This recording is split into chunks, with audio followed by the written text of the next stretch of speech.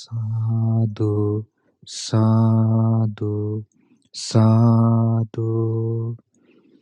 නමස්කාර වේවා බුදුරුවනට සැමදා බුදු හිමි සරණ යමි. නමස්කාර වේවා ධම්රුවනට සැමදා සදහම් සරණ යමි. නමස්කාර වේවා සංඝරුවනට සැමදා මහා සංඝ සරණ යමි. නමස්කාර වේවා තුනුරුවනට සැමදා තිසරණ සරණ යමි. සාදු සාදු සාදු. අපගේ ගුරු දේවෝත්තම කල්යාණ මිත්‍ර පින්වත් ලොකු ස්වාමීන් වහන්සේට අප හැම දිනාගේ නමස්කාරය වේවා. සාදු සාදු සාදු. අද ධම්ම විවරණ සදහම් දේශනය සඳහා දායකත්වයේ දරන්නේ එංගලන්තයේ පදිංචි පින්වත් රමණි ගුණසේකර කීත් සහ ක්‍රිස් ගුණසේකර කියන දරුවන් ඇතුළු පවුලේ පින්තුන් විසින්. ශ්‍රද්ධාවන්ත පින්වත්නි, බුදුරජාණන් වහන්සේ වදාළ ධර්මයේහි අංගුත්තර නිකායට අයිති පංචක නිපාතය ඇසුරින් ඔබ මේ ධම්ම විවරණ දේශනා මාලාව තුළින් දහම් කරුණු ඉගෙන ගන්නවා. බුදුරජාණන් වහන්සේගේ ඒ සද්ධර්මයේ භාග්‍යතුන් වහන්සේ පැහැදිලි කරපු උතුම් ධර්මයේ තුල සඳහන් වෙන විශේෂිත වූ කුසලතා ගැනයි අපි පහුගිය දේශනා ගණනාවකින් ඉගෙන ගත්තේ. ඒ වගේම බුදුරජාණන් වහන්සේගේ ශ්‍රාවකයන් තමන්ගේ ජීවිතයේ ධර්මානුකූලව පුරුදු කරගන්න විදිහ, ධර්මානුකූලව තමන්ගේ ජීවිතය හසුරුවා ගන්න විදිහ සහ ලෝකේ අනිත් අයටත් ඒ ධර්මයෙන් ලැබෙන අනුග්‍රහය ලබා දෙන පිළිවෙල බුදුරජාණන් වහන්සේ බොහොම පැහැදිලිව ලස්සනට දේශනා කළා. භාග්‍යතුන් වහන්සේගේ ධර්මයේ සඳහන් වෙනවා පරහිත සූත්‍රය කියලා දේශනාවක්. ඒ කියන්නේ බුදුරජාණන් වහන්සේ අත්තහිත කියලා සූත්‍රය මේ බල වර්ගයේ තියෙන්නේ. අත්තහිත සූත්‍රය, පරහිත සූත්‍ර ආදී මේ විදිහට තමන්ට හිතවත් සහ අනුන්ට හිතවත්, ඒ වගේම තමන්ටත් අනුන්ටත් අහිතවත්, තමන්ටත් අනුන්ටත් දෙපිරිසටම හිතවත් මේ කරුණු සම්බන්ධයෙන් බුදුරජාණන් වහන්සේ ලස්සනට පැහැදිලි කරනවා. අත්තහිත සූත්‍රයේ බුදුරජාණන් වහන්සේ දේශනා කළා පංචෙහි භික්කවේ ධම්මෙහි සමන්නාගතෝ භික්ඛු අත්තහිතාය පටිපන්නෝ හෝති නොපරහිතාය. කරුණු පහකින් යුක්ත භික්ෂුව, කරුණු පහකින් යුක්ත කෙනා, ශ්‍රාවකයා තමන්ට හිතවත්ව වාසය කරනවා. නමුත් අනිත් අයට හිතවත් වෙන්නේ නැහැ. තමන්ට පමණයි හිතවත් බව. ඒ කොහොමද තමන්ට හිතවත්ව වාසය කරන්නේ? ඉද භික්ඛවේ භික්ඛු අත්තනා සීල සම්පන්නෝ හෝති. ඒ ශ්‍රාවකයා තමන් සිල්වත්ව වාසය කරනවා. නොපරං සීලං සම්පදාය සමාදපේති. සීල සම්පදාව තුල බාහිර පුද්ගලයන්ව පිහිටවන්නේ නැහැ. දැන් ලෝකයේ තිබෙනවා පින්වත්නි සමහර රහතන් වහන්සේලා ගැන. ඔබ අහලා ඇති බක්කුල මහරහතන් වහන්සේ. බක්කුල මහරහතන් වහන්සේ පැවිදි වුණේ අවුරුදු 80න්. පැවිදි වෙලා දවස් 7යි උන්වහන්සේ කෙලෙස් සහිතව සිටියේ. 8 වෙනි දවසේ හිරු නැගෙනකොට දවස් 7 අවසන් වෙච්චි සැනින් 8 වෙනි දවස උදා වෙනකොටම බක්කුල මහරහතන් වහන්සේ අරහත්ත්වයට පත් වුණා. අරහත්ත්වයට පත් වෙලා උන්වහන්සේ අවුරුදු 80ක් ජීවත් වුණා. එතකොට පැවිදි වුණේ අවුරුදු 80න් පැවිදි වෙලා අවුරුදු 80ක් ජීවත් වුණා. ඒ ජීවිත කාලේ පැවිදි ජීවිතේ අවුරුදු 80ක කාලේ යම් කාලයක් ගෙවුනහම උන්වහන්සේ ළඟට පැමිණෙනවා උන්වහන්සේගේ ගිහි කාලේ යහළුවෙක් වයසක තාපසෙක්. ඒ තාපසයා බක්කුල මහරහතන් වහන්සේගෙන් අහනවා මේ අවුරුදු 80ට ඔබට ලැබුණ දේවල් මොනවද කියලා. ඔබ උපදවාගත්තු දේවල් මොනවද කියලා. බක්කුල මහරහතන් වහන්සේත් අහනවා ඊට කලින් කියන්න ඔබට ලැබුණ දේවල් මොනවද කියලා. එතකොට ඒ තාපසයා කියනවා මට ලැබුණේ මේ අඹුඩ ලේන්සුවයි මේ පැන් කෙන්ඩියයි විතරයි කියනවා. මේ අවුරුදු ගාණක් දැන් මම මේ තපස් ජීවිතය ගත කරනවා. ඒ තපස් ජීවිතය ගත කරන මේ කාලේ පුරාවටම ලැබුණේ මෙච්චරයි කියනවා. එතකොට බක්කුල මහරහතන් වහන්සේ ප්‍රකාශ කරනවා තමන් වහන්සේට ලැබිච්ච දේවල් ගැන. ඒ ප්‍රකාශ කරන තැන සඳහන් වෙනවා උන්වහන්සේ අවුරුදු 80ට මේ සම්පූර්ණ කාලයටම ඉන්දිකටුවක් අරගෙන තමන්ගේ සිවුර මහපු බවක් දන්නේ නැහැ කියනවා. සිවුර ඉරිලා නැහැ. සිවුරක් මාරු කර බවකුත් දන්නේ නැහැ කියනවා. ඒ අවුරුදු 80ටම පාවිච්චි කරලා තියෙන එකම එක සිවුරයි. 3 සිවුර පමණයි. අවුරුදු 80න් පාවිච්චි කරන්නේ පළවෙනි ඉස්සෙල්ලාම ගත්ත සිවුර පමණයි. ඊට පස්සේ ප්‍රකාශ කරනවා වචන 5කින් වෙනත් කෙනෙකුට ධර්මයක් දේශනා කර බවක් දන්නේ නැහැ කියනවා. එක වචන 5ක් අනිත් කෙනෙකුට ධර්මයක් විදිහට දහම් කරුණක් විදිහට දේශනාවක් විදිහට කරලා නැහැ. එතකොට ඒ රහතන් වහන්සේ සීල සම්පන්නයි. සීලේ යුක්තයි. සීලේ පරතරට වැඩියා. සීලේ පරතරට පැමිණියා. නමුත් ධර්මයක් විදිහට වචන 5කින්වත් බණ පදයක් කියලා නැහැ. එතකොට මේ තමයි රහතන් වහන්සේලාගේ පව එක එක ස්වභාවයන්. සමහර භික්ෂූන් හිටියා භාග්‍යතුන් වහන්සේ වැඩ සිටි කාලේ. තමන් වහන්සේලා බොහොම සීල සම්පත්තියෙන් යුක්ත වාසය කළා. ඒ වගේම අනිත් අයට අනුග්‍රහ පිණිස ධර්මයේ දේශනා කළේ නැතුව. ඒක එක එක්කෙනාගේ සසරේ තිබිච්චි ස්වභාවයන්, පුණ්‍ය ස්වභාවයන්. ඉතින් යම් ශ්‍රාවකෙක් තමන් සීල සම්පන්නව සිටිමින් අනිත් අය සීලේ සමාදන් කරවන්නේ නැද්ද?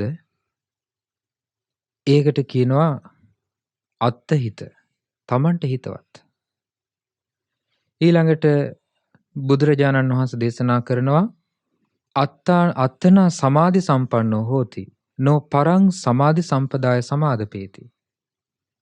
තමන් සමාධිය යුක්තයි. අනිත් අයව සමාධියේ සමාදන් කරවන්නේ නැහැ. අත්තනා පඤ්ඤා සම්පන්නෝ හෝති. තමන් ප්‍රඥාවෙන් යුක්තයි.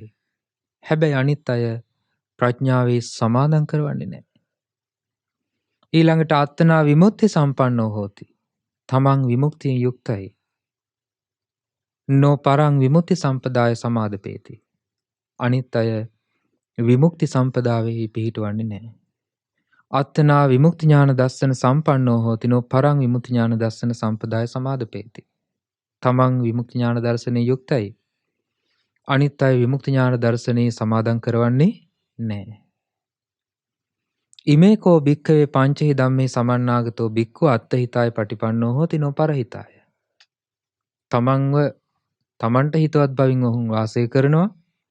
නමුත් අනිත් අයට හිතවත්ව වාසය කිරීමක් ඔවුන්ගේ නැහැ කියලා භාග්‍යවතුන් වහන්සේ එවැනි ස්වභාවයක් මේ ලෝකයේ තියෙන බව දේශනා කළා. ඊළඟට බුදුරජාණන් වහන්සේ දේශනා කරනවා පංචේ භික්ඛවේ ධම්මේ සමන්නාගතෝ භික්ඛු පරහිතාය පටිපන්නෝ හෝති නෝ අත්තහිතාය. ඊළඟට තවත් පිරිසක් ඉන්නවා තමන්ට හිතවත් නැහැ. හැබැයි අනිත් අයට හිතවත්. තමන්ට හිතවත් භාවයක් නැහැ, අනිත් අයට හිතවත් භාවයෙන් යුක්තයි. ඒ කොහොමද තමන්ට හිතවත් නොවෙන්නේ? ඉද බික්කවේ බික්කු අත්තනා න සීල සම්පන්නෝ. තමන් සිල්වත් නැහැ. තමන් සීලයක් සමාදන් වෙලා සිල්වත් බවකින් වාසය කරන්නේ නැහැ. පරං සීල සම්පදාය සමාදපේති. හැබැයි අනිත් අයව සීලේ පිහිටුවනවා. අනිත් අයට සීලය ගැන කියලා දෙනවා. සීලේ ආනිසංස කියලා දෙනවා. සිල්වත් වීමේ වටිනාකම කියලා දෙනවා. දුසිල්වත් භවයේ විපාක කියලා දෙනවා. ඒ විදිහට අනිත් අය සීලය සමාදන් කරවනවා. ඒ පිළිබඳ ගුණ කියනවා. නමුත් තමන් සීලෙන් යුක්ත නැහැ. තමන් සිල්පද රකින්නේ නැහැ. ඊළඟට භාග්‍යවතුන් වහන්සේ වදාලා අත්තනාන සමාධි සම්පන්නෝද. තමන් සමාධියෙන් යුක්ත නැහැ. හැබැයි පරං සමාධි සම්පදාය සමාදපේති. අනිත් අය සමාධිය සමාදන් කරවනවා. ඒ වගේම අත්තනාන පඤ්ඤා සම්පන්නෝ හොති. තමන් ප්‍රඥාවෙන් යුක්ත නැහැ. පරං පඤ්ඤා සම්පදාය සමාදපේති. අනිත් අය ප්‍රඥාවේ සමාදන් කරවනවා. දැන් බලන්න, ඔබ අහලා ඇති බුද්ධ කාලේ භික්ෂුන් වහන්සේලා 5 නමක් හිටියා. ඒ භික්ෂුන් වහන්සේලා කිහිප නම බොහොම හොඳට ධර්මය අවබෝධ කිරීමේ අදහසින් ධර්මය පුරුදු කළා. එතකොට ඒ අය ප්‍රඥාවෙන් සමහර විට සම්පන්න නැහැ. නමුත් ඒ භික්ෂුන් වහන්සේලා දේශනා කරපු ධර්මය අහලා ඒ භික්ෂුන් වහන්සේලාට උපස්ථාන කරපු ගෝපිකා කියන උපාසිකාව සෝතාපන්න වුණා. ඒ ගෝපිකා සක්දෙවිඳුන්ගේ දිව්‍ය විමානේ, සක්දෙවිඳුන්ගේ පුත්‍රස්ථානයේ පුතෙක් විදිහට උපදිනවා, ගෝපක කියන දිව්‍ය පුත්‍රයෙක් වෙලා.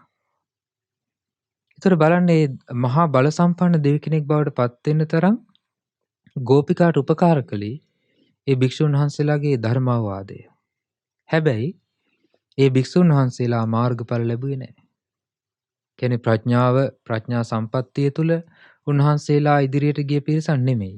නමුත් භාග්‍යවතුන් වහන්සේගේ ධර්මයේ දේශනා කළා. ඒ ධර්මයේ ඇසූ භික්ෂුන් මේ ගිහි උපාසිකාවක් සෝතාපන්න ඵලයට පත් වුණා. ඒ නිසා තමන් ප්‍රඥා සම්පන්න නොවි අනිත් අයට ප්‍රඥා සම්පත්තිය පිණිස අවවාද කරන්නත් හැකියාව තියෙන එවැනි ස්වභාවයක් සහිත පුද්ගලයන් ලෝකයේ සිටින බව බුදුරජාණන් වහන්සේ දේශනා කරනවා. ඊළඟට අත්තනාන විමුක්ති සම්පන්න හොති. තමන් විමුක්තිය යුක්ත නැහැ. හැබැයි පරං විමුක්ති සම්පදාය සමාදපේති. අනිත් අය විමුක්ති සම්පදාය පිහිටවනවා. ඊට පස්සේ දිනවා අත්තනාන විමුක්ති ඥාන දර්ශන සම්පන්න හොති. පරං විමුක්ති ඥාන දර්ශන සම්පදාය සමාදපේති. තමන් විමුක්ති ඥාන දර්ශනය තුල යුක්ත නැහැ.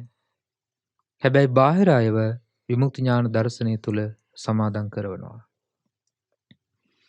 බුදුරජාණන් වහන්සේ අදාළ මේ භික්ෂුව තමයි, මේ ශ්‍රාවකයා තමයි තමන්ට හිතවත් නැති නමුත් අනිත් අයට හිතවත් ශ්‍රාවකයා. එතකොට එවැනි ස්වභාවයක් මේ ලෝකේ තියෙනවා කියලා භාග්‍යවතුන් වහන්සේ දැක්කා. ඊළඟට බුදුරජාණන් වහන්සේ දේශනා කරනවා නේව අත්ථහිත නෝ පරහිත සූත්‍රය ඊළඟට තියෙන. එතෙන්දී තමන්ටත් හිතවත් නැහැ, අනිත් අයටත් හිතවත් නැහැ. සමහර ශ්‍රාවකයෝ ඉන්නවා, සමහර භික්ෂූන් ඉන්නවා. අත්තනාන සීල සම්පන්න හොති නෝ පරං සීල සම්පදාය සමාදපේති. තමන් සිල්වත් වාසය කරන්නෙත් නැහැ, අනිත් අයට සීලය ගැන කියලා දෙන්නෙත් නැහැ. තමන් සමාධි යුක්තත් නැහැ, අනිත් අයට සමාධිය ගැන කියලා දෙන්නෙත් නැහැ. තමන් ප්‍රඥාවෙන් යුක්තත් නැහැ, අනිත් අයට ප්‍රඥාව ගැන කියලා දෙන්නෙත් නැහැ. තමන් විමුක්තියෙන් යුක්තත් නැහැ, අනිත් අයට විමුක්තිය ගැන කියලා දෙන්නෙත් නැහැ. එතකොට මේ විදිහට බුදුරජාණන් වහන්සේ මේ ශ්‍රාවකයෝ ගැන දේශනා කළා. දැන් බලන්න ඊළඟ සූත්‍රයේ බුදුරජාණන් වහන්සේ දේශනා කරනවා අත්ථහිත පරහිත සූත්‍රයේදී තමනුත් හිතවත්, තමන්ටත් හිතවත්, ඒ වගේම අනිත් අයටත් හිතවත් බව. තමන් සිල්වත් වාසය කරමින් සීලයේ යහපත ගැන, සීලේ වටිනාකම ගැන අනිත් අයට කියලා දෙනවා. තමන් ගුණධර්මයන් තුල පිහිටලා අනිත් අයටත් එය සඳහා උපකාර කරන, අනුග්‍රහ කරනවා. එතකොට මේ ස්වභාවය බුදුරජාණන් වහන්සේ දැක්ක මේ ලෝකේ තියෙන දෙයක්. එතකොට පින්නතුනේ අපි බලන්න ඕනේ දැන් මේ කරුණ වලින්. ඇයි මේ බුදුරජාණන් වහන්සේ මේ කරුණ අපිට දේශනා කරන්නේ? ඇයි මේවා අපිට මේ විදිහට කියන්නේ? බුදුරජාණන් වහන්සේ දැක්ක මේවා ඇහුවාම තමන්ගේ ශ්‍රාවකයන් නිවැරදි ප්‍රතිපදාවට පැමිණෙනවා. දැන් එක් අවස්ථාවක බුදුරජාණන් වහන්සේ දේශනා කරා එක භික්ෂුවක් බුදුරජාණන් වහන්සේ වැඩ සිටි කාලේ ඒ භික්ෂුව කල්පනා කරනවා තමන් අනාගාමී ඵලයට පත් වුණාට පස්සේ ඊට පස්සේ බඹලෝ ඉපදිලා බඹලෝ පිරිනොන් පානවා කියලා. බුදුරජාණන් වහන්සේ භික්ෂුව කැඳවලා ඒ භික්ෂුවට කියනවා භික්ෂුව ඔබ දන්නවද? අසෝචි කියන දේ ස්වල්පයක් තිබුණත් ඒක ගඳම නේද? දැන් බලන්න මේ භාග්‍යතුන් වහන්සේ භවය වර්ණනා කරන්නේ. ඒ භවය ගැන වර්ණනා නොකර ඒ භාග්‍යතුන් වහන්සේ භවය පිළිබඳව ඒ උපත පිළිබඳව ජීවිත පැවැත්ම පිළිබඳව මේ සසර පිළිබඳව එයින් ඈතර වෙලාමයි. භාග්‍යතුන් වහන්සේ අනිත් අයව සීලය තුල, සමාධිය තුල, ප්‍රඥාව තුල, විමුක්තිය තුල, විමුක්ති ඥාන දර්ශනය තුල සමාදන් කළා. ඒ වගේම අනිත් අය තමන් වහන්සේත් ඒ විමුක්තියටපත් වුණා. සමහර බොහෝ ශ්‍රාවකයන් බුදුරජාණන් වහන්සේ හමුවේ වැඩ සිටිමින් බොහෝ භික්ෂුන් වහන්සේලාට අවවාද අනුශාසනා කළා. බොහෝ භික්ෂුණීන් වහන්සේලා විදිහට තවත් බොහෝ පිරිසට අනුග්‍රහ කළා. ඒ නිසා එයින් උපකාර ලැබූ බොහෝ පිරිසක් ධර්මය අවබෝධ කළා. බුදුරජාණන් වහන්සේ දැක්කා සමහර අයගේ තිබෙන ඒ ස්වභාවයන්. ඒ කියන්නේ සමහර අය හොඳට සිල්වත්. හැබැයි සීලය ගැන කාටවත් කියන්නේ නැහැ. ප්‍රඥාවන්තයි. ප්‍රඥාව ගැන කාටවත් කියන්නේ නැහැ. විමුක්තිය යුක්තයි කියන්නේ නැහැ. ඒතකොට බුදුරජාණන් වහන්සේ එක් අවස්ථාවක මුගලන් මහරහතන් වහන්සේ, සාරිපුත්ත මහරහතන් වහන්සේ ආදී සංඝයා රැස් කරලා බුදුරජාණන් වහන්සේ ප්‍රකාශ කරනවා යම් සිදුවීමක් අරබයා.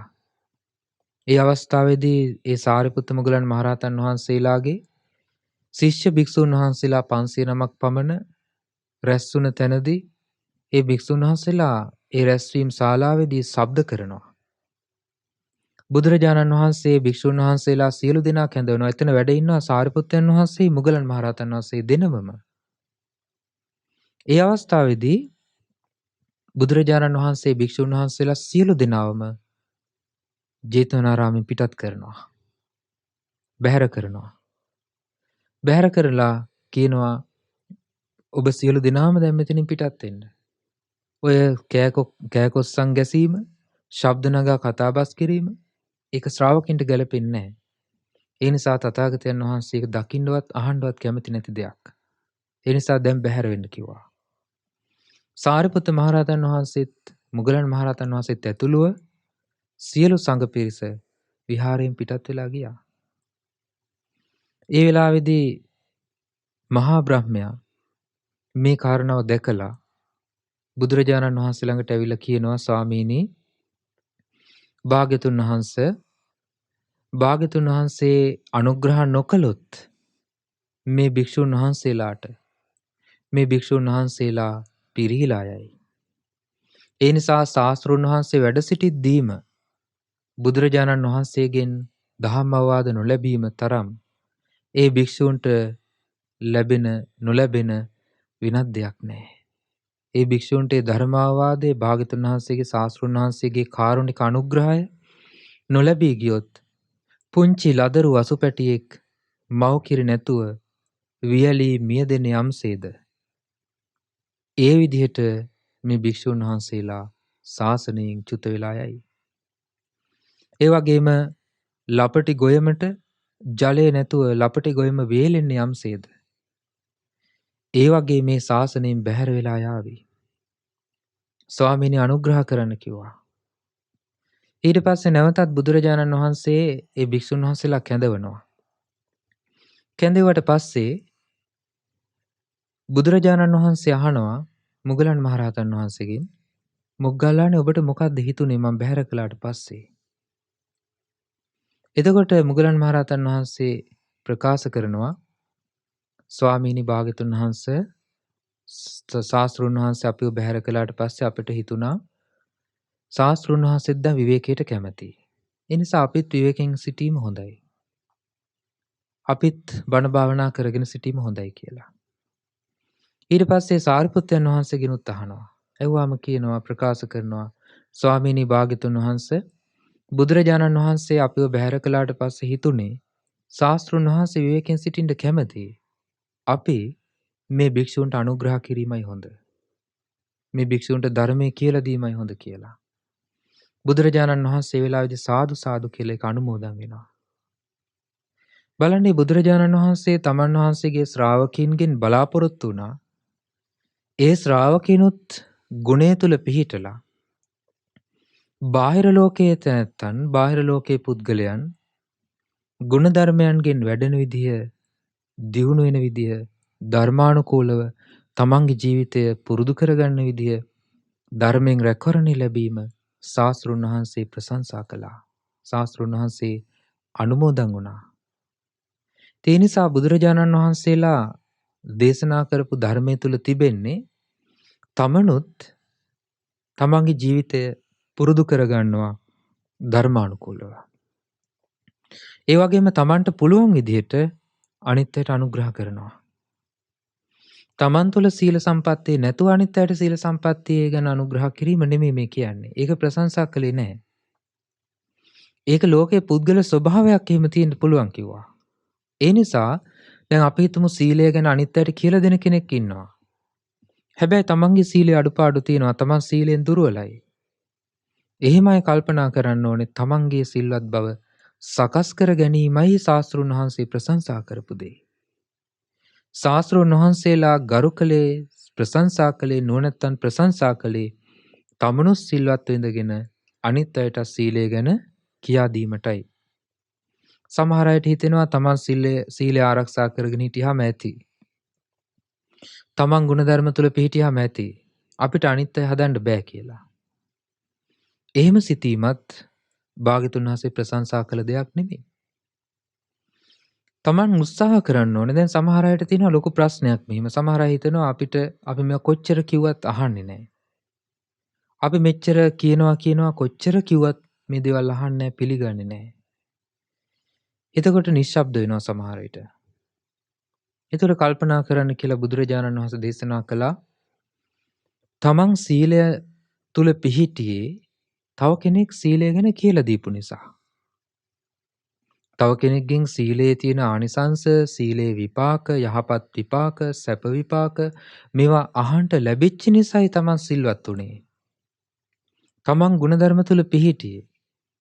ඒ නිසා ඒ අනිත් අයට ලබා දෙන්න ඕනේ. තව කෙනෙක් මේක අහලා, තව කෙනෙක් මේක පුරුදු කරගත්තොත් ඒ කෙනාට ඒකාන්තයෙන් මේක යහපතක්. ඒකාන්තයෙන් මේක රැකවරණයක්. ඒ නිසා තමන් සීලේ සමාදන් වෙලා සීලේ රකින්න ගමන් අනිත් අයටත් ඒ විදිහට සිල්වත් බව පිණිස අනුග්‍රහ කරනවා. ඒ කරුණ ශාස්ත්‍රුන් වහන්සේ ප්‍රශංසා කළ දෙයක්. සමහර ශ්‍රාවකයන් තුල තිබුණා බුද්ධ කාලේ අර අපි ඉස්සෙල්ලා මතක් කළා වගේ බක්කුල මහරහතන් වහන්සේ වගේ ඒ සමහර ශ්‍රාවකින්ට තිබුණා සසරේ තිබුණ පාරමී ශක්තියක්. සසරේ තිබුණ පුණ්‍ය විපාකයක්. ඒ පුණ්‍ය විපාකයේ හේතුවෙන් හෝ එහෙම නැත්නම් ඒ කර්ම ශක්තිය එහෙම නැත්නම් ඒ ශ්‍රාවකයන් තුල තිබුණ පාරමී ප්‍රාප්තිය ඒ ශ්‍රාවකින්ට වෙනස්. දැන් බලන්න මහා කස්සප මහරහතන් වහන්සේට තමයි තිබුණේ ධර්මයේ ක්‍රස් කරලා ධර්මයේ ගොනු කරලා ධර්මයේ පිහිටවලා ධර්මයේ බොහෝ කාලයක් පවතින විදිහට එක්රස් කිරීමේ පුණ්‍ය බලය. එතකොට මහා කස්සප මහරහතන් වහන්සේගෙන් එක බලෙන් ගන්න බැරි වුණා කාටවත්. වෙන කෙනෙක් ඒකට ඉදිරිපත් වුණේ නැහැ. ඒ වෙනකොට ආනන්ද මහරහතන් වහන්සේ වැඩ හිටියා. ආනන්ද මහරහතන් වහන්සේ ඉදිරිපත් වුණේ නැහැ. ආනන්ද මහරහතන් වහන්සේට තිබුණේ වෙනත් කොටසක් පමණයි. මූලිකත්වේ නැහැ. ඒකට උවමනා කරන පාරමී ප්‍රාප්තිය තියෙන ශ්‍රාවකින්ටයි ඒ ස්වභාවය උරුම වෙන්නේ.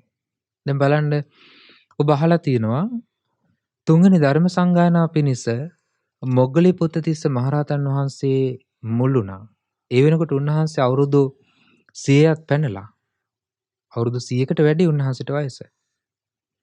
එතකොට ඒ විදිහට අවුරුදු බොහෝ කාලයක් උන්වහන්සේ ජීවත් වෙච්ච නිසා, දීර්ඝායුෂ තිබිච්ච නිසා, පුණ්‍ය ශක්තිය තිබිච්ච නිසා, උන්වහන්සේ සඳහා මූලිකත්වය අරගත්තු නිසා අපට ධර්මය ලැබුණා.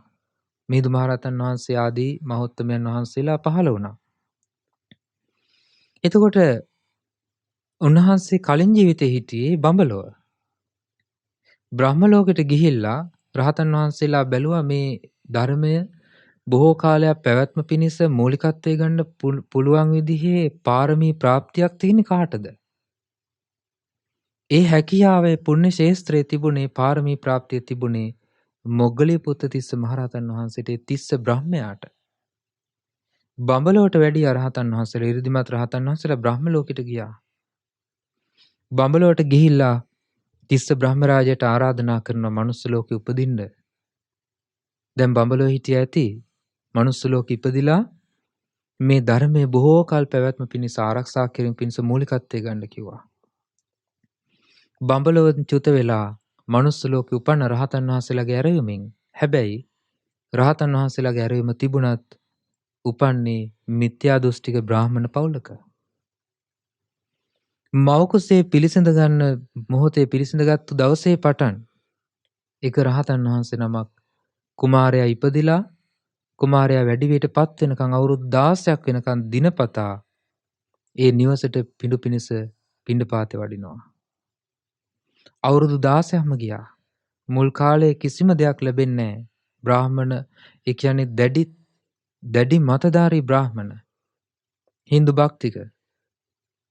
ඊට පස්සේ අවුරුදු ගාණක් මේ විදිහට මේ පුංචි දරුවත් නිතරම දකිනවා දැන් භික්ෂුවක් එනවා, ශ්‍රමණෙක් එනවා, අහපව යනවා, ගෙදර අය බනිනවා, අහපව යනවා.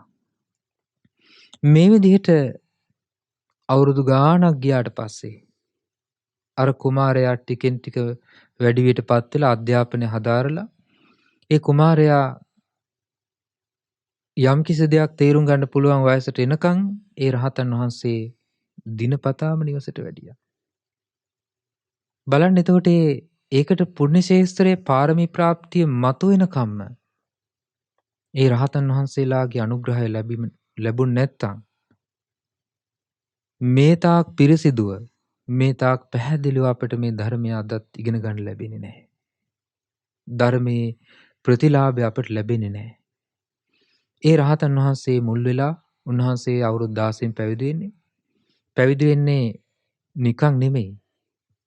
පැවිදි බවට පත් වෙන්නේ උන්වහන්සේ පැවිදි වෙන්න කැමැත්තක් නෙමෙයි තිබුණේ. ඒ තිස්ස කුමාරයාට පැවිදි වෙන්න උවමනාව ඇති වුණේ ඒ රහතන් වහන්සේගේ තිබිච්ච ඉවසීම දැකලා. දිනපතා එනවා, දිනපතා බනිනවා, දිනපතා හපු හැරලා යනවා. කිසිම දෙයක් ලැබෙන්නේ නැහැ ගෙදරින්. එක දවසක් ඒ කුමාරයා hina වෙනවා. ගෙදර කුමාරයා hina වෙනවා. ඒ hina වෙච්ච එකට සතුටු වෙනවා ඒ රහතන් වහන්සේ. ඊට පස්සේ එක දවසක් දානේ පොඩ්ඩක් පූජා කරනවා. එතකොට ඒත් ඒ රහතන් වහන්සේගේ තිබිච්ච අර මුලින්ම තිබුණ ස්වභාවයත්, ඊට පස්සේ දාන නොලැබිච්ච අවස්ථාවේ තිබිච්ච ස්වභාවයත්, දාන ලැබුණට පස්සෙත් වෙනසක් නැහැ. ඒ නොවෙනස් බව, අකම්පිත බව දැකලා තමයි ඒකට පහදින්නේ.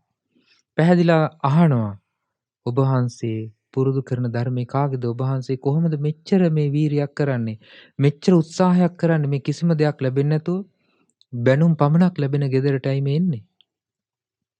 ඒකට උන්වහන්සේ ප්‍රකාශ කරනවා අපිට තියෙනවා විශේෂ දෙයක්. විශේෂ මන්ත්‍රයක්. ඒ විශේෂ දේ පුරුදු කරගත්තු නිසා තමයි අපිට මේ හැකියාව ලැබිලා තියෙන්නේ. එතකොට තිස්ස කුමාරයා කිව්වා එහෙනම් මටත් ඒක ඉගෙන ගන්න ඕනේ. ඊට පස්සේ රහතන් වහන්සේ කියන ඔය විදිහට බෑ. ඔය ඇඳුම ඇඳගෙන බෑ.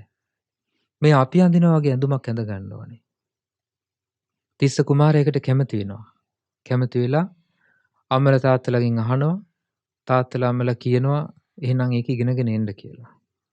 කැමැත්ත ගන්නවා, පැවිදි වෙනවා, නොබෝ දිනකින් අරහත්ත්වයටපත් වෙනවා.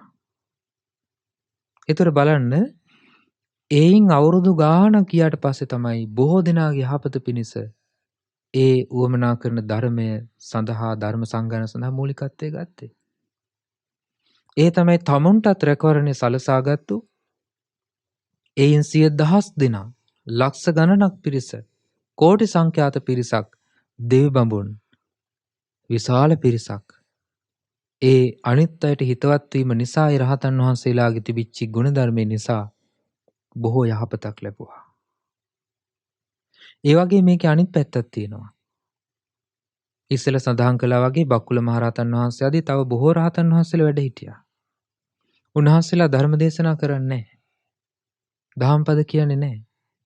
ඒකේ ශ්‍රාවක පාරමී ප්‍රාප්තියේ ස්වභාවය.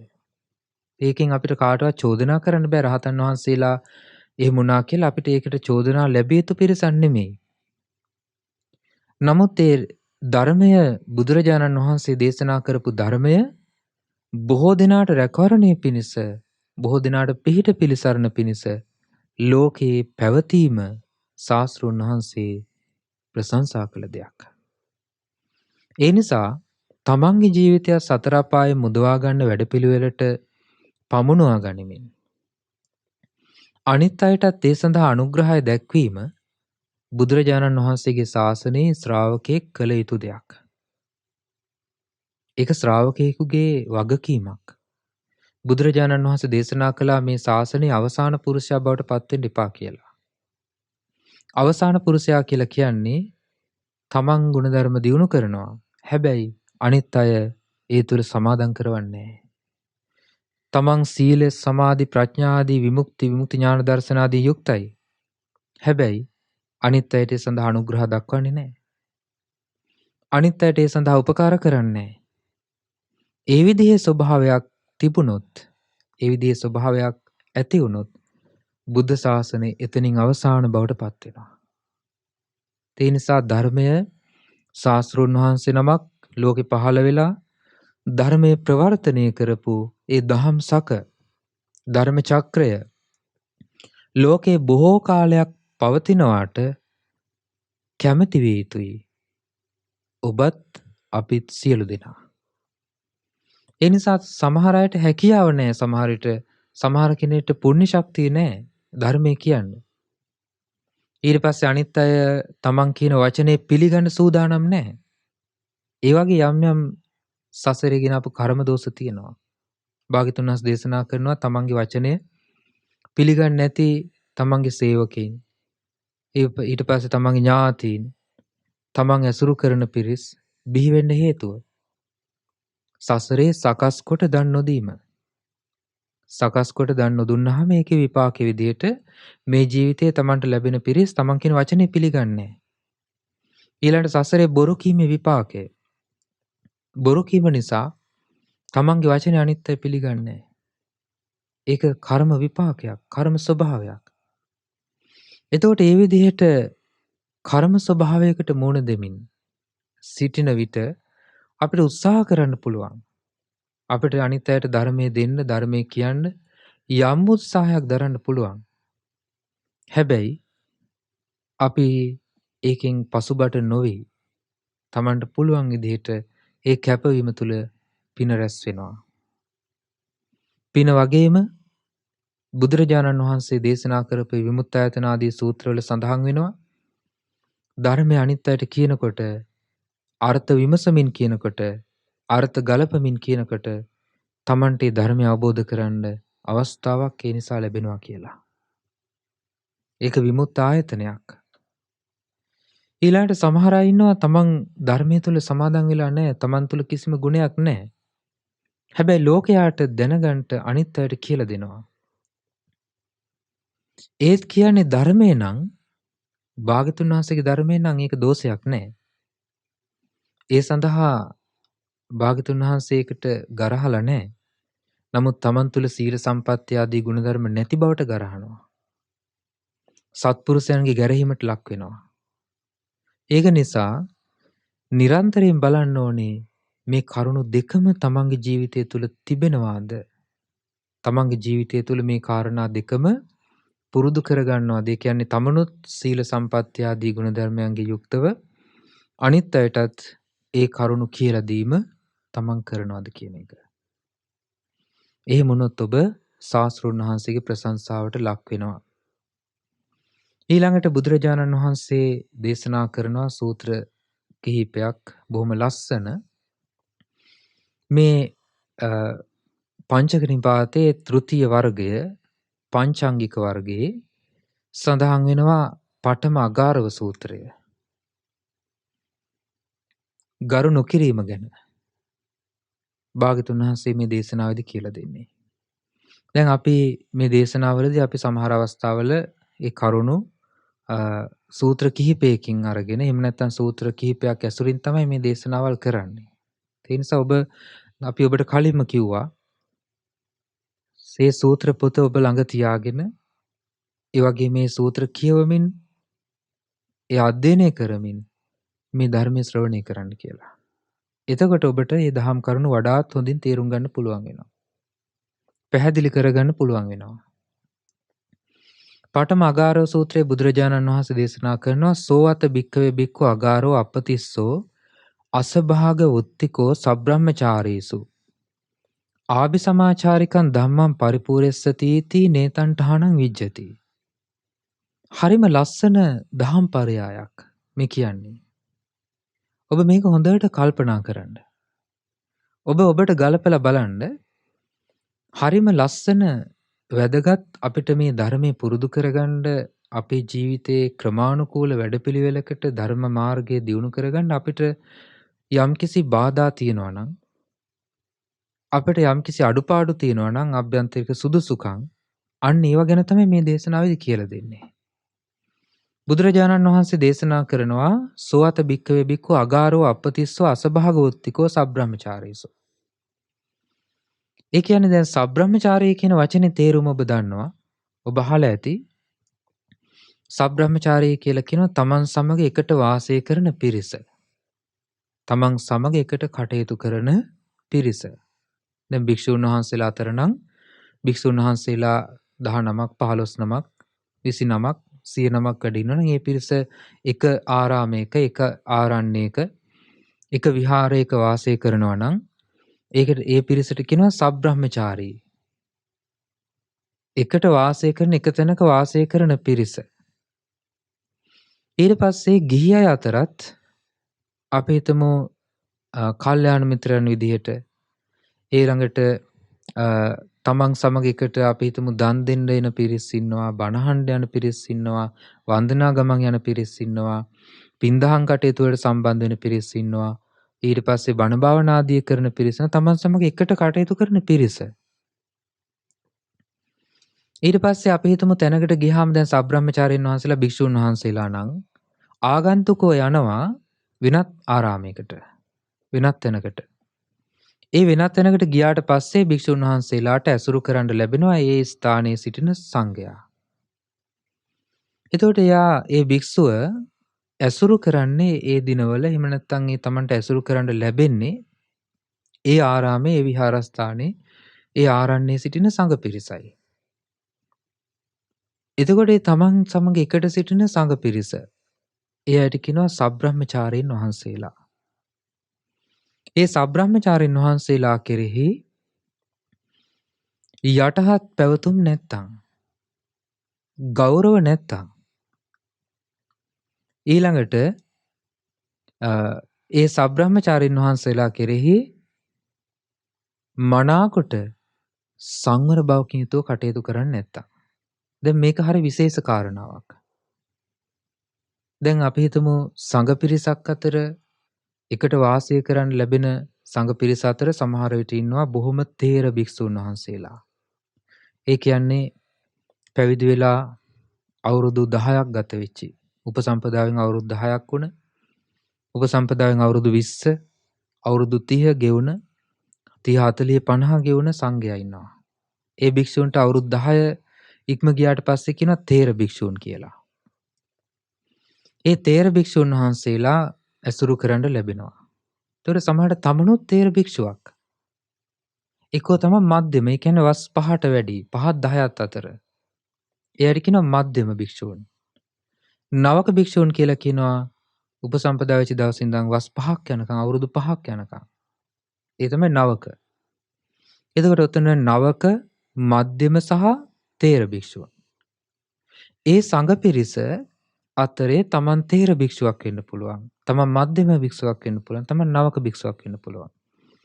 ඇසුරු කරන සියලු සංඝ පිරිසට ගෞරවයෙන් වාසය කරන්න ඕනේ.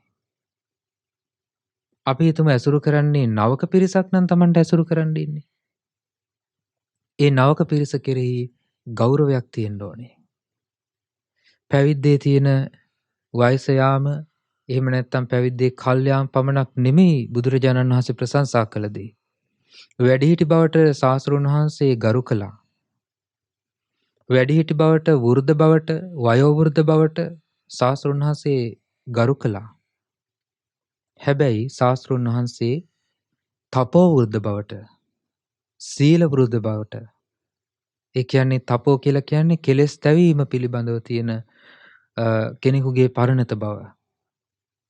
ඊට පස්සේ සීලයෙන් අග්‍ර බව. එතකොට මේවා පිළිබඳවත් ශාස්ත්‍රඥ වහන්සේ නිතර ප්‍රශංසා කළා. එතකොට අපි හිතන්න ඕනේ Tamanට ඇසුරු කරන්න ලැබෙන පිරිස ධර්මයේ පුරුදු කරන අය. ඒ අය සීල ආදී ගුණධර්මයන් පුරුදු කරන පිරිස්. ඒ අය සමාධි ආදී වඩන පිරිස. ඒ අය ප්‍රඥාවෙන් යුක්ත පිරිස. ඒ අය විමුක්තියෙන් යුක්ත පිරිස. ඒ අය විමුක්ති ඥාන දර්ශනයේ යුක්ත පිරිස වෙන්න පුළුවන්. ඒ නිසා එවැනි කෙනෙකුට තමන් අතින් කයෙන් වචනයෙන් සිතින් යම් දෝෂයක් වුණොත් ඒක භයානක දෙයක්. මොකද තමන්ට ධර්මය පිණිස අනතුරක්, ධර්මයේ වැඩිම පිණිස අනතුරක් බවට පත් වෙනවා ඒක. ඒ නිසායි බුදුරජාණන් වහන්සේ සබ්‍රහ්මචාරීන් වහන්සේලා කෙරෙහි ගෞරව සම්ප්‍රයුක්ත භාවයේ ප්‍රශංසා කරන්නේ. සබ්‍රහ්මචාරීන් වහන්සේලා කෙරෙහි ගෞරව සම්ප්‍රයුක්ත භාවයේ භාග්‍යවතුන් වහන්සේ ප්‍රශංසා කරන දෙයක්. ඒ සම්ප්‍රයුක්ත ගෞරව සම්ප්‍රයුක්ත භාවයක් නැත්තම් බුදුරජාණන් වහන්සේ වදාලා ආභිසමාචාරිකං ධම්මං පරිපූර්ණස්සති इति නේතන්ටාන විජ්ජති. ආභිසමාචාරික ධර්මයන් සම්පූර්ණ වෙනවා කියන එක වෙන්නේ නැහැ. දැන් බලන්න ගරු කිරීමක් නැත්තම් ගරුසරු බවක් නැත්තම් තමන් ඉදිරියට එන්නේ වයසක කෙනෙක් නම් වැඩිහිටි කෙනෙක් නම් ඒ කෙනාට ගරු කරන්න නැතුව ඇඟේ හැප්පිලා යන්නේ නැද්ද? ඒක වෙන්න පුළුවන්. ඊට පස්සේ තමන් ඉදිරියට එන්නේ දැන් බලන්න සාරිපුත්ත මහරහතන් වහන්සේ ගැන. සාරිපුත්ත මහරහතන් වහන්සේ කියන්නේ බුද්ධ ශාසනයේ බිහි වෙච්ච මුල්ම යුගයේ බොහෝ සංඝ පිරිස පහළ නොවිච්ච යුගයේ සංජය පරිබ්‍රාජක ඇසුර ඉඳලා බුද්ධ ශාසනයේ අසජී මහරහතන් වහන්සේගේ අනුග්‍රහයෙන් පැවිදි බවට පත්වෙච්චි උපතිස්ස පරිබ්‍රාජකයා. ඒතර ශාසනයේ බොහෝ වැඩිහිටි කෙනෙක්. එක දවසක් සාමණේර කුඩා භික්ෂුන් වහන්සේ නමක් සාරිපුත්ත මහරහතන් වහන්සේට ප්‍රකාශ කරනවා ස්වාමීනි ඔබ වහන්සේගේ සිවුර බිම ගැවෙනවා. ඒතර සාරිපුත්ත මහරහතන් වහන්සේ සිවුර සකස් කරගන්නවා. ඒ නවක සාමණේර භික්ෂුවගේ වචනයට ගරු කරනවා. ඊළඟට සාරිපුත්ත මහරහතන් වහන්සේ ගැන සඳහන් වෙන තැන තියෙනවා සාරිපුත්තයන් සංඝ පිරිස අතරට ගියාම සාරිපුත්තයන් හරියට සිටින්නේ පයට පැහැගෙන දූවිල්ලක් වගේ කියනවා. සංඝ පිරිස අතර සියලු ප්‍රඥාවෙන් පරතරයට පත් වුණාට කිසිවක් නොදන්න අං කැඩුන ගොනෙක් වගේ කියනවා. කිසිවක් කරගන්න බෑනේ අං කැඩුන ගොනාට. අං කැඩිච්ච ගොනෙක් ඉන්නේ බොහොම නිමිච්ච ස්වභාවයෙන්. ඒ මොකද ඒ සතාගේ අං නැති නිසා Tamanට බලය පෙන්වන්න විදිහක් නැහැ. ඒ වගේ කියනවා සාරිපුත්ත මහරහතන් වහන්සේ සංඝ පිරිස අතර වාසය කරන්නේ. ඊට පස්සේ සාරිපුත්ත මහරහතන් වහන්සේ මහ පොළොව වගේ කියනවා. ගින්න වගේ කියනවා, ජලය වගේ කියනවා. ජලයට මොනතරම් අපවිත්‍ර දේවල් දැම්මත් ජලය කෑ ගහන්නේ නැහැ. ගින්නට මොනතරම් අපවිත්‍ර කුණු කන්දල් ඔක්කොම දාලා ගිනි තිබ්බත් ගින්න කෑ ගහන්නේ නැහැ. මහ පොළොවට මොනතරම් අපවිත්‍ර දේවල් දැම්මත් මහ පොළොව කෑ ගහන්නේ නැහැ. ඒ වගේ සාරිපුත්ත මහරහතන් වහන්සේත් එවැනි මහ පොළොව හා සමාන සිතකින් එච්චරට නිහතමානී බවක්, එච්චරට සංසිඳුණු බවක්, ඇවිස්සුන් නැති බවක්. ඊට පස්සේ බලන්න ගිහි උපාසක උපාසිකාවන්. දැන් සාරිපුත්ත මහරහතන් වහන්සේ ආදී මුග්ගල්ලාන මහරහතන් වහන්සේ ඊට පස්සේ කේමා රහත් භික්ෂුණිය, උප්පලවන්න රහත් භික්ෂුණිය ආදී උත්තමාවියෝ ඒ උත්තමාවියන් පිළිබඳව අදහස තියාගන්න කිව්වේ භික්ෂු භික්ෂුණී සංඝ පිරිසට. ඊළඟට ගිහි උපාසක උපාසිකාවන් ගත්තාම චිත්තගෘහපතිතුමා, හත්තාලවක උග්ග, කුජුත්තරා, වේලුකණ්ඨකී නන්ද මාතාදී අනාගාමී පිරිස. ඒ චිත්තගෘහපතිතුමා ගැන සඳහන් වෙනවා භික්ෂුන් වහන්සේලා අතරට ගියාම භික්ෂුන් වහන්සේලා අතර බොහෝම නිහතමානීව ඉන්නේ. තමන්ගේ ගුණයක් අනිත් අය දැනගන්නවටවත් කැමති නැහැ.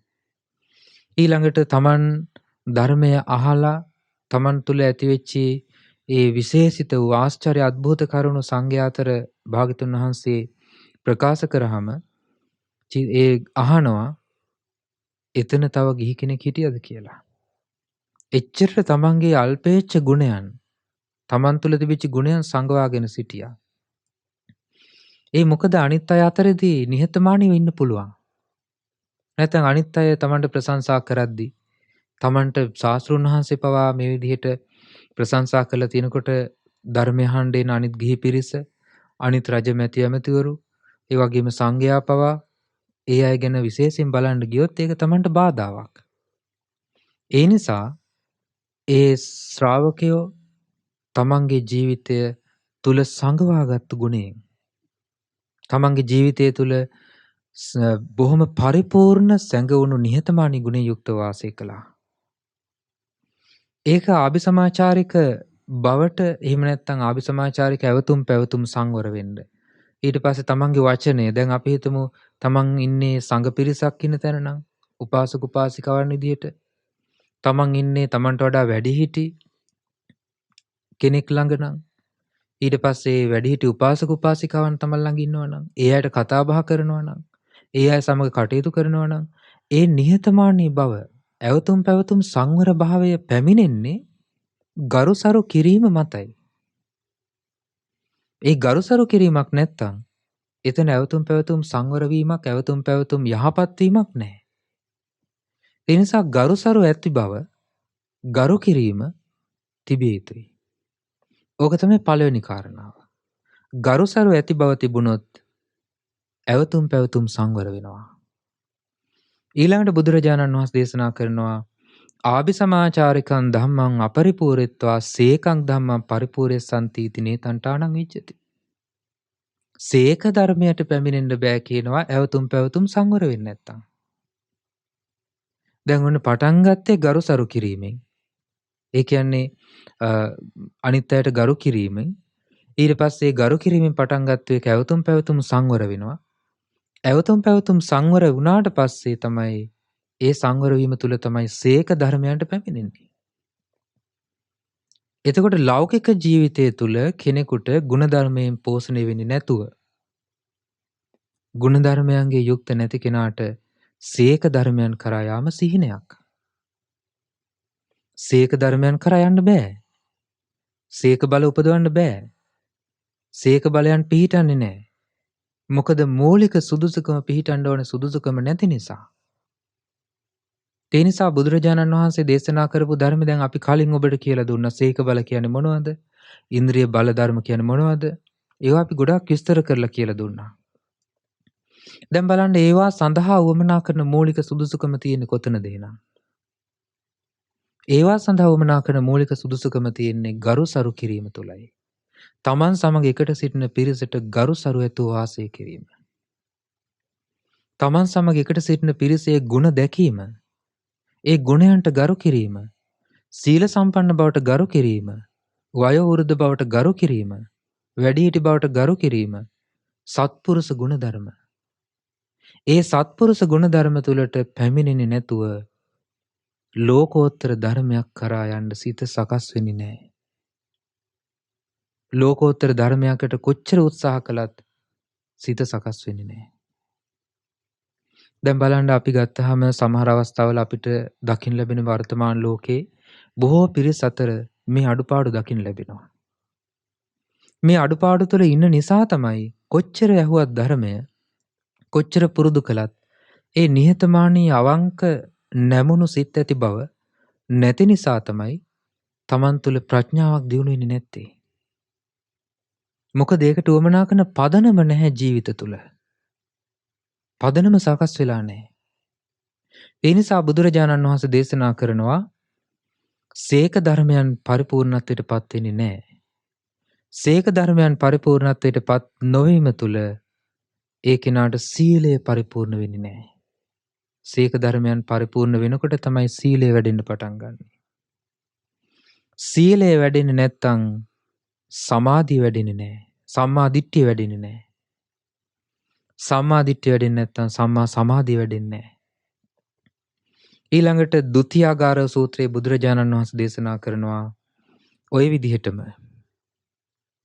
ඒ සූත්‍ර දේශනාවේදී භාග්‍යවතුන් වහන්සේ දේශනා කරනවා ගරුසරු සබ්‍රාහ්මචාරින් වහන්සේලා සමග තමන් සමග එකට වාසය කරන පිරිස් වලට ගරු කරන්නේ නැත්නම් ඒ කෙනාට ඇවතුම් පැවතුම් සංවර වීමක් නැහැ.